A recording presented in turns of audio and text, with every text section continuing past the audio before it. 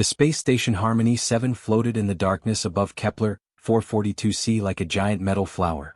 Inside its curved halls, beings from 12 different worlds worked together to keep peace in this part of the galaxy. Today was special. Human families had come to visit and learn about the peacekeeping work. Little Hannah Kim pressed her nose against the big window, watching the planet below spin slowly. The 7-year-old girl had never seen anything so beautiful. Her black hair was tied in 2 neat braids, and her eyes sparkled with wonder. She wore a bright yellow dress that her mother Mina had picked out for this important day. "Hannah, stay close to us," her father Jinho said gently. He was a tall, quiet man who studied alien life forms. His work had brought their family to this station, and he was proud to show his daughter the peaceful cooperation between species. Mina Kim smiled as she watched her daughter explore. She worked as a researcher and had spent months preparing for this cultural exchange program. She wanted everything to go perfectly. The tour group moved through the station's main corridor. There were 15 humans in total, 5 families with their children. The kids ranged from age 4 to 12, all excited to see real aliens up close. They had studied pictures and videos, but being here was completely different. Their guide was Captain Day Park, a human officer who had worked on the station for 3 years. He was patient with the children's questions and made sure to explain everything in simple words they could understand. "Now we're going to meet some of our alien partners," Captain Park said as they approached a large room filled with strange equipment. "Remember to be respectful and listen carefully."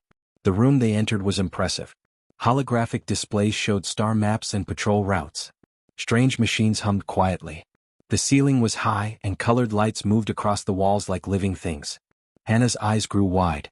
She had never seen technology like this. Everything looked so advanced and mysterious. She wanted to touch everything and ask a million questions.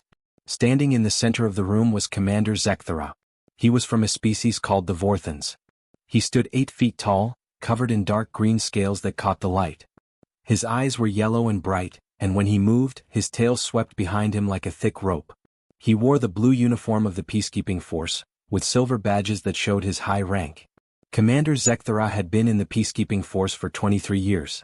He was known for being very strict and following all rules perfectly. In his culture, order and discipline were the most important things. Young Vorthans learned to obey their elders without question, and any misbehavior was corrected immediately. "Welcome to the Tactical Operations Center," Commander Zekthara said in his deep, hissing voice.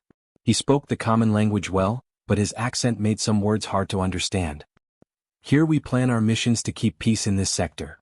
The human parents listened carefully, taking pictures and asking polite questions.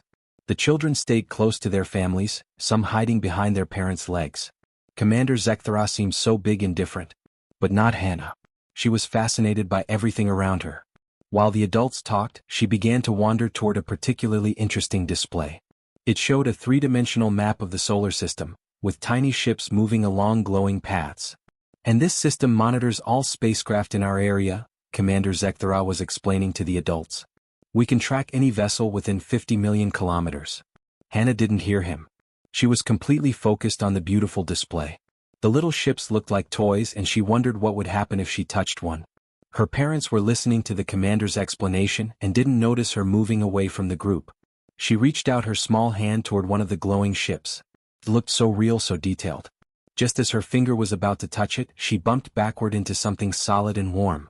It was Commander Zekthara's leg. The tall alien looked down to see what had touched him. He saw the small human child standing right next to his equipment, reaching toward controls that could affect real peacekeeping operations. "Youngling," he said sharply, "you do not touch military equipment." Hannah spun around, startled. She looked up and up at the massive alien towering over her. His yellow eyes seemed angry and his scaled face looked fierce. She had never seen a being so large and intimidating up close. I was just looking," she said in a tiny voice. But Commander Zekthara saw only disrespect and dangerous behavior. In his culture, when a youngling disobeyed and endangered important work, immediate correction was required. It was not cruel, it was necessary education. Without thinking, following the instincts of his species and his military training, he raised his scaled hand and struck the child across her face. The slap echoed through the room like a gunshot. Hannah fell to the floor, her yellow dress spreading around her like a flower. For a moment she was too shocked to make any sound. Then the pain hit her and she began to cry, not just from the physical hurt, but from fear and confusion. The room became completely silent except for her sobs. Every human in the room turned to stare. The other alien officers looked mildly interested but saw nothing unusual. To them this was normal discipline. But the humans saw something else entirely. They saw a massive alien creature who had just struck a defenseless child. A child who had done nothing more than show curiosity about the world around her. Hannah's parents rushed toward her, and that's when everything changed forever. The sound of Hannah's crying cut through Dr. Jinho Kim like a knife. For a moment he couldn't move. He stood frozen, watching his little daughter on the floor, a red mark spreading across her cheek. His mind couldn't process what he had just seen. Then something deep and ancient awakened in him. Something that had nothing to do with his quiet nature or his scientific training. It was pure, protective rage. "You hit my daughter," he said, his voice so low and dangerous that even Commander Zekthara stepped back slightly. Jinho had never felt anger like this before. His hands shook as he moved toward the alien officer. This wasn't the gentle man who read bedtime stories and helped with homework. This was a father whose child had been hurt. Mina Kim dropped to her knees beside Hannah, gathering the sobbing girl into her arms. My baby, my sweet baby," she whispered, checking the red mark on her daughter's face. Her own eyes filled with tears of rage and pain. The other human parents in the room had the same reaction. It didn't matter that Hannah wasn't their child. Every adult human in that room felt the same protective fire burning in their chest. "How dare you," said Mrs. Un Park, pulling her own son closer to her body. "She's just a little girl." Mr. Tae Lee stepped forward, his face dark with anger. "What kind of monster hits a child?" The human children began to cry, frightened by the adult anger and confusion. They didn't understand what was happening, but they could feel the danger in the air. Captain Dae Park moved quickly between the angry parents and Commander Zekthara. "Everyone stay calm," he said, but his own voice was tight with fury. He was trying to prevent a bigger incident, but inside he wanted to protect the child just like the parents did. Commander Zekthara looked around at the human faces with growing confusion. Their reactions made no sense to him. The youngling was touching military equipment, he said, his voice carrying the tone of someone explaining something obvious. She needed correction. This is how young ones learn proper behavior. Correction? Jinho's voice rose to a shout. You attacked a 7-year-old child. I provided discipline, the commander replied, still not understanding why the humans were so upset. In proper societies, younglings who misbehave receive immediate guidance. This prevents future problems. The alien officers in the room watched with mild interest. To them, Commander Zekthara had handled the situation correctly. The small human had been near important equipment and needed to learn boundaries. Physical correction was normal and healthy. But the humans saw something completely different. They saw a giant predator who had hurt an innocent child. Every protective instinct they possessed was screaming at them to fight or flee. Get away from her, Mina said, her voice shaking as she held Hannah. Don't you come near my daughter again. More humans began arriving in the room. Word was spreading through the station's communication systems. Human officers and workers came running when they heard that a child had been hurt. Lieutenant Min Cho arrived first. When she saw little Hannah crying in her mother's arms, her face went white with rage. What happened here? She demanded. The alien hit Hannah, said Mrs. Park, her voice breaking. He hit a baby. Lieutenant Cho's hand moved to her weapon. She had trained for years to work peacefully with alien species, but seeing an injured human child broke through all her professional control. More humans filled the doorway. Engineers, scientists, medical staff, security officers. They came because they heard a human child was in trouble. It didn't matter that they didn't know the Kim family personally. The child was human and that was enough. Dr. Yang Su, the station's human medical officer, pushed through the crowd. Let me see her, she said gently, kneeling beside Mina and Hannah. Her hands were soft and careful as she examined the mark on Hannah's face. She'll be okay, Dr. Yang said quietly, but her eyes were hard as stone when she looked at Commander Zekthara. But this is assault. On a child. The alien commander began to realize that something was very wrong. The humans were not calming down. Instead, more kept arriving and their anger seemed to be growing stronger. This is not reasonable, he said to Captain Park. The correction was minor and appropriate. Why do you respond with such emotion? Because she's a child, Captain Park said through gritted teeth. In human culture you never, ever hurt a child. Never. The room had become divided into two groups. On one side stood all the humans, forming a protective wall around Hannah and her parents. On the other side stood the aliens, confused and increasingly worried about the situation. Commander Zekthara's communication device began beeping. Reports were coming in from all over the station. Human personnel were requesting emergency meetings. Some were asking for immediate transfers off the station. The human diplomatic office was sending urgent messages to Earth. "I do not understand this reaction," the commander said to his alien colleagues. It was simple discipline. But Senior Officer Vextar, a wise old being from the Centauri system, shook his head slowly. "I think we have made a terrible mistake," he said. "Look at their faces. Look how they protect that one small being. This is not normal anger. This is something deeper." The humans were indeed showing something the aliens had never seen before. Every human in the room, related to Hannah or not, was ready to fight to protect her. Their unity was complete and absolute. Little Hannah had stopped crying, but she clung to her mother with both arms. The red mark on her face was like a declaration of war to every human who saw it. The incident was growing beyond anyone's control. Within 2 hours of the incident, Station Commander Veltash called an emergency meeting. The three-eyed being from the Altair system had run peacekeeping stations for 15 years, but she had never seen humans react like this before. The meeting room was packed with representatives from all the different species on the station. There were Vorthans, Altarians, Centauri, and others. The humans sat on one side of the long table, their faces still hard with anger. The aliens sat on the other side, looking confused and worried. "We need to understand what happened today," Commander Veltash said in her calm, deep voice. "A simple discipline incident has created a crisis that threatens our entire mission here." Dr. Era Shin, the station's human psychologist, had been called in to help explain. She was a small woman with gentle eyes, but today those eyes were filled with pain as she thought about little Hannah. "Commander Zekthara," Dr. Shin said, looking directly at the tall reptilian officer. "In your culture, how do you treat your young?" "Young Vorthans learn discipline early," he replied, still not understanding why this mattered. "When they break rules or show disrespect, they receive correction. This teaches them proper behavior. It is normal and necessary." "And other species?" Dr. Shin asked, turning to the other aliens in the room. Officer Kethrun from Centauri spoke up. "Young Centauri are independent within 2 seasons of birth. They learn by trial and consequence.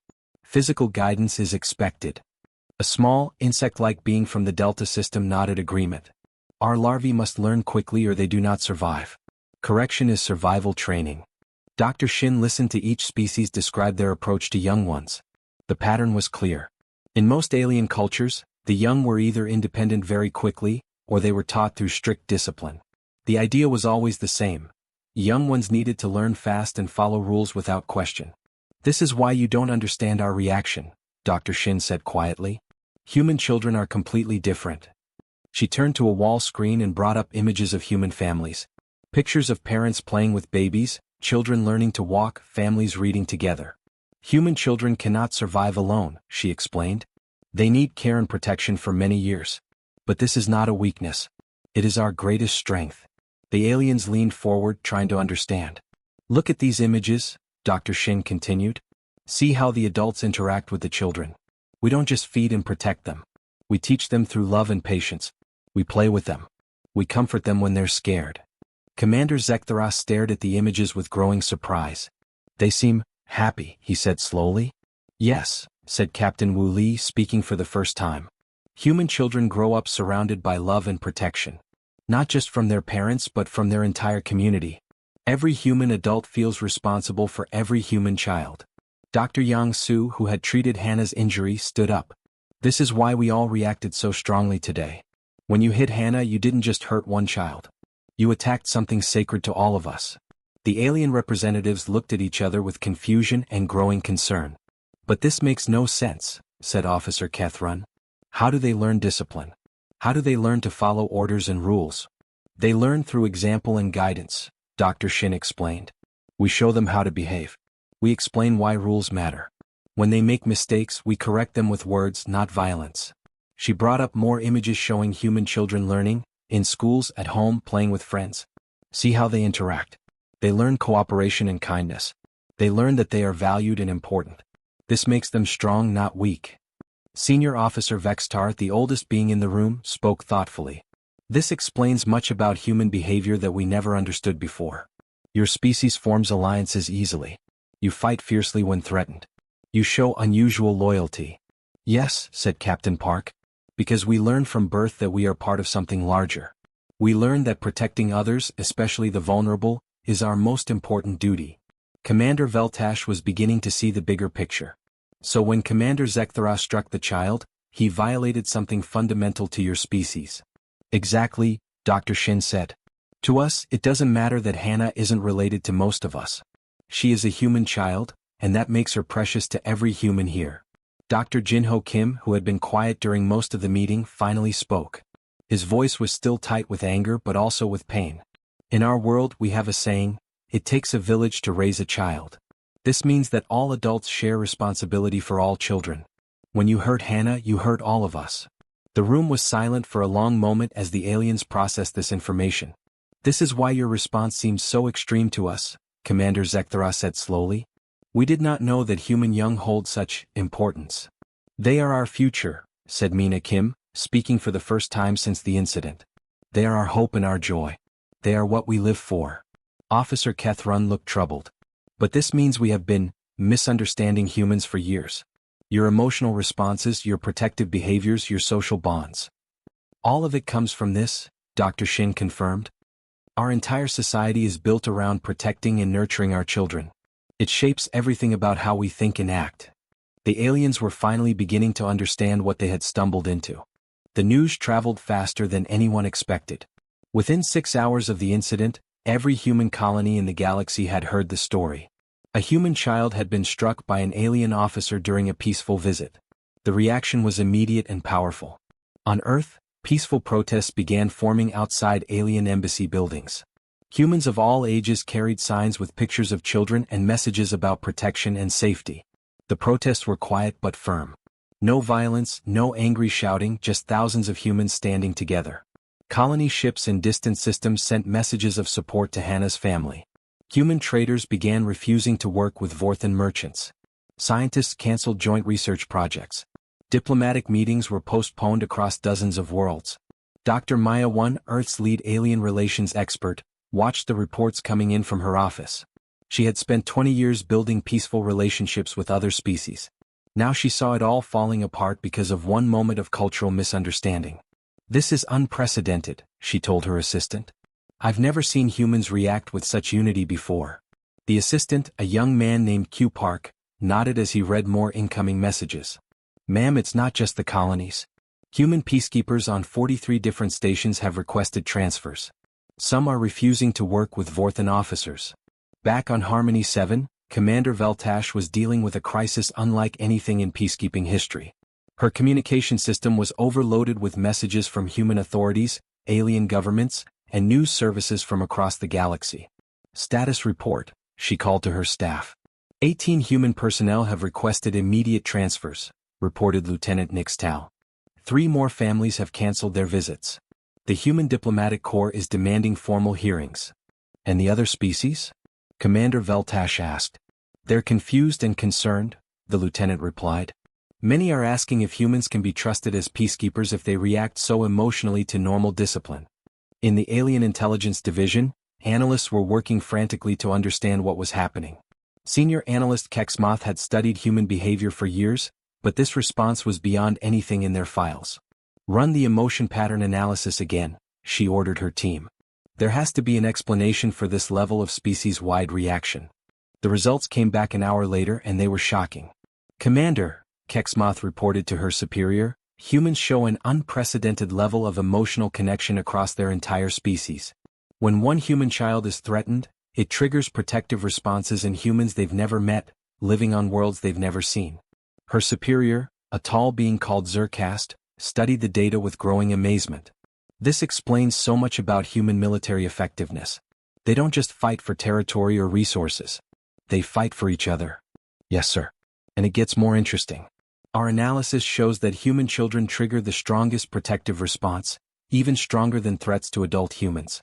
Harming a human child is essentially declaring war on their entire species. The implications were staggering. No other known species showed such widespread emotional unity. Commander Zekthara was in his quarters, staring at reports coming in from across the galaxy. For the first time in his life, he was questioning everything he had been taught about proper behavior and discipline. His communication device showed message after message. Vorthan High Command was demanding explanations. Other Vorthan officers were asking why humans were overreacting so severely. But Zekthara was beginning to understand that maybe the humans weren't overreacting at all. He pulled up recordings of the incident and watched them again. He saw himself strike the small human female. He saw her fall. He heard her cry. But now, for the first time, he tried to see it through human eyes. The child had been curious, not disrespectful. She had been exploring and learning, not causing trouble. And she was so small, so fragile compared to his scaled hide and powerful strength. Something he had never felt before began growing in his chest. It took him time to recognize what it was: shame. A soft chime indicated an incoming message. It was from his own son, Vecthara, who lived on the Vorthan homeworld.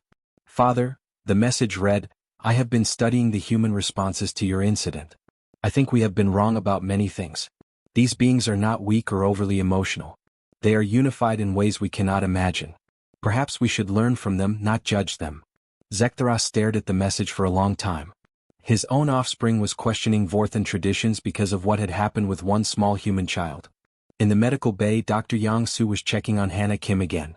The physical injury was minor and healing well, but the doctor was more concerned about emotional damage. "How are you feeling, sweetie?" Dr. Yang asked gently. Hannah was sitting on the medical bed, swinging her legs. The mark on her face had faded to a light pink. "I'm okay," she said in her small voice. "But why was the lizard man so angry at me?" Dr. Yang's heart broke a little. "He wasn't really angry at you, honey. He just didn't understand how special human children are." "Am I special?" Hannah asked. "You are the most special thing in the universe," Dr. Yang said, meaning every word. Outside the medical bay, representatives from a dozen species were gathering. They had come to understand what this incident meant for the future of interspecies cooperation. The galaxy was about to learn a lesson about humanity that would change everything. 3 days after the incident, Commander Zekthara stood outside the Kim family's quarters. He had not slept well since striking the human child. Every time he closed his eyes, he saw her small face and heard her crying. For the first time in his life, he understood what the humans called guilt. He pressed the door chime and waited. When Dr. Jinho Kim answered, his face was still hard with anger. "What do you want?" Jinho asked. "I wish to speak with your family," Zekthara said quietly. "I have learned much in the past 3 days. I need to make things right." Jinho studied the tall alien's face. Something was different. The proud, strict officer looked tired and sad. After a moment, Jinho stepped aside to let him enter. Mina Kim sat on the small couch with Hannah in her lap. The little girl looked up at the big alien with wide, curious eyes. The mark on her face was almost gone, but the memory of what happened was still fresh. Commander Zekthara did something that shocked everyone. He got down on his knees, bringing himself to Hannah's eye level. His scales scraped against the floor as he lowered his massive form. "Small human," he said in his deep voice, "I have done you great harm. I struck you when you were only being curious and happy. In my culture, we believe young ones must learn through pain. But I have learned that humans teach their children through love." Hannah looked at him with the clear, honest eyes of childhood. "Why did you hit me?" she asked simply. The question cut through Zekthara like a blade. "Because I was wrong," he said. "Because I did not understand how precious human children are. I thought you needed to be corrected, but you needed to be protected." "Will you hit me again?" Hannah asked. "Never," Zekthara said firmly. "I will never harm another human child. I promise you this with all my honor." Hannah was quiet for a moment, thinking with the serious way that children do. Then she surprised everyone by reaching out and touching one of Zekthara's scaled hands. "It's okay," she said softly. "My mommy says everyone makes mistakes sometimes." Tears ran down Mina Kim's face as she watched her daughter show such forgiveness. Jinho felt his anger beginning to fade, replaced by pride in his brave little girl. "You are wise beyond your years, small one," Zekthara said. "Will you help me learn how humans care for their young?" "Sure," Hannah said with a small smile. "Do you have any kids?" "I have a son on my home world," Zekthara replied. "You should hug him more," Hannah said seriously. "Kids like hugs." Later that day, Commander Veltash called another station-wide meeting. This time the mood was different. The humans were still protective, but they were willing to listen. The aliens were more respectful and careful. "We have all learned important lessons from this incident," Commander Veltash began. "It is clear that we must change how we work together." Dr. Era Shin stood up with a thick folder of papers. "We have prepared new protocols for all peacekeeping operations involving humans," she announced. Rule number 1. No being of any species may use physical discipline on a human child under any circumstances. The alien representatives nodded their agreement. They had seen what happened when human protective instincts were triggered, and none of them wanted to face that again. We also recommend cultural exchange programs, Dr. Shin continued. Not just visits, but real learning about how different species raise and care for their young. Commander Zekthara stood up slowly. I volunteer to be the first to participate in such a program, he said. I wish to learn human ways of teaching and caring for children. Captain Wu Li looked surprised but pleased. We would welcome that, Commander. Over the following weeks, something amazing happened. The incident that had nearly destroyed interspecies cooperation instead became the foundation for deeper understanding. Commander Zekthara spent hours each day learning about human-child care. He watched parents play with their children. He learned about bedtime stories, gentle teaching, and patient guidance. He even learned to smile, which looked strange on his reptilian face but made the children laugh with delight. News of the resolution spread across the galaxy as quickly as news of the incident had. Humans began returning to their peacekeeping duties. Diplomatic talks resumed. Trade agreements were renewed. But the most important change was in how species understood each other. Alien governments began studying human social structures with new respect. The emotional bonds that they had seen as weakness were revealed as incredible strength. Little Hannah became famous throughout human space as the brave child who forgave an alien and helped teach the galaxy about human values. But she didn't care about being famous. She was just happy that the scary lizard man had become her friend. 6 months later, Commander Zekthara received a message from his son on the Vorthan homeworld. Father, it read, I have been reading about human child-rearing methods. I think when I have young ones I will try their way. Perhaps love is stronger than fear. The incident at Harmony 7 became required study in all alien diplomatic schools. It was taught as the day the galaxy learned humanity's greatest secret, that a species willing to protect its most vulnerable members with such fierce unity was not to be underestimated. And in a small quarters on the station, Hannah Kim continued to grow up surrounded by love from both humans and aliens who now understood what made her so precious. The galaxy had learned to see human children through human eyes, and it would never be the same.